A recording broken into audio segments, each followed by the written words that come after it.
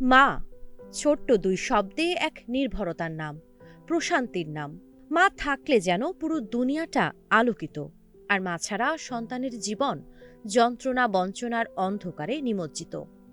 এই মায়ের ভালোবাসা বোঝে মানুষ থেকে শুরু করে সকল জীবজন্তু। তেমনই এক দৃশ্য ঘুরপাক খাচ্ছে সোশ্যাল মিডিয়া স্ক্রল করলেই। জাপানের ইশিকাওয়া চিড়িয়াখানাতে জন্মের পরই মায়ের কাছ থেকে বিচ্ছিন্ন হয়ে পড়ে ছোট জাপানিজ বানরছানা পাঞ্চ। ২০২৫ সালের জুলাইয়ে জন্মানো এই ৭ মাসের প্রাণটি যখন মায়ের উষ্ণতা হারায়, তখন তার একাকিত্ব দূর করতে চিড়িয়াখানা কর্তৃপক্ষ তাকে ছোট্ট একটি লাল রঙের প্লাস ওরাং ওটাং খেলনা এনে দেয়। সেই খেলনাই যেন তার বুকের ফাঁকা হয়ে যাওয়া জায়গাটুকু ভরাট করে রাখে। চিড়িয়াখানার সিকিউরিটি জানালেন, খেলনাটির আরামদায়ক শারীরিক গড়ন পাঞ্চকে তার মায়ের শরীরের উষ্ণতা মনে করিয়ে দেয়। এই ভাবনা থেকেই ওটা বেছে নেওয়া হয়েছিল। কিন্তু কে জানতো এই নরম পুতুলটাই হয়ে উঠবে এক মাহারা সন্তানের একমাত্র আশ্রয়। সে কখনো টানছে পুতুলটিকে, কখনো খেলতে খেলতে ক্লান্ত হয়ে সেই পুতুলের গায়ে ঘুমিয়ে পড়ছে। এই দৃশ্য আবেগে ভাসাচ্ছে নেটিজেনদের। ভিডিওটি সোশ্যাল মিডিয়ায় ছড়িয়ে পড়তেই আবেগে ভেসেছে বহু মানুষ। এদিকে বিতর্কিত British influencer Tristan Tate Andrew টেইটের ভাই পাঞ্চকে কিনতে $250 প্রস্তাব দিয়েছেন। কিন্তু প্রশ্ন উঠছে, একটি মায়ের বিকল্প কি টাকায় কেনা যায়? একটি অসহায় প্রাণীর ভালোবাসা কি নিলামে তোলা যায়?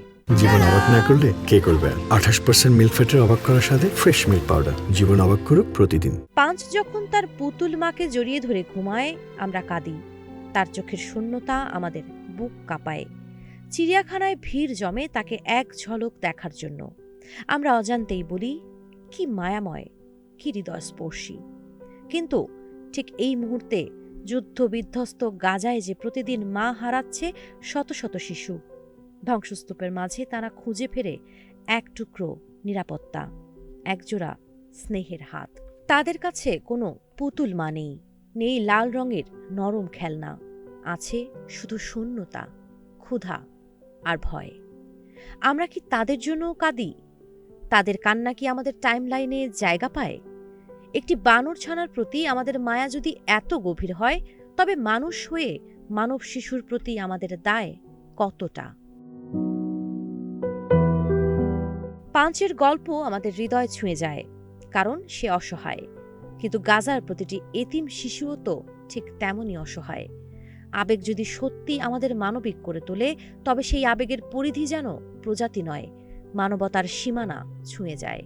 একটি নরম খেলনা যেমন একটি বানরছানার পৃথিবী হয়ে উঠতে পারে, তেমনি আমাদের সামান্য সহানুভূতিও হয়তো কোনো মাহারা শিশুর জন্য হয়ে উঠতে পারে নতুন আশ্রয়।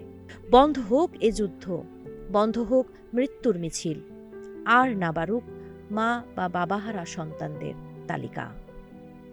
সাবা খান, নাগরিক প্রতিদিন।